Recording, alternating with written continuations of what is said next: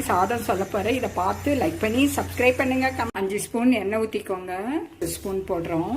கடலைப்பருப்பு 1 ஸ்பூனு, உளுத்தம்பருப்பு 1 ஸ்பூனு, வெந்தயம் 1/4 ஸ்பூனு, சீரகம் 1 ஸ்பூனு, ஒரு பிஞ்ச் பெருங்காயத்தூள் போடுறோம்.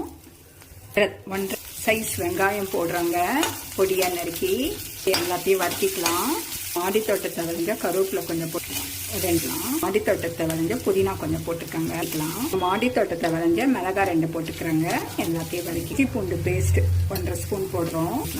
இங்க பச்சை வாசனை போற அளவுக்கு வதக்கலாம். எடுத்த தக்காளி ஒரு 4 தக்காளி போட்டுக்கிறோங்க. அது சீக்கிரம் வந்து கல் உப்பு போட்டுக்கிறோம். நல்லா சுருளை வதக்கிக்கலாம். மிளகாத்தூள் ஒரு 3/4 ஸ்பூன் போடுறோம். மஞ்சத்தூள் 1/2 ஸ்பூனு. இப்போ நல்லா சுருளை வதக்கிக்கலாம். இப்போ நம்ம 2 டம்ளர் தண்ணி ஊற்றி அரிசி வச்சிருக்காங்க, அதில் போடுறாங்க. நெய் ஒரு 2 ஸ்பூன் ஊற்றிக்கலாம். இப்போ எல்லாத்தையும் கிண்டி விட்டு குக்கரில் சவுண்டு வேக வச்சுக்கலாம். சுவையான தக்காளி சாதம் ரெடிங்க.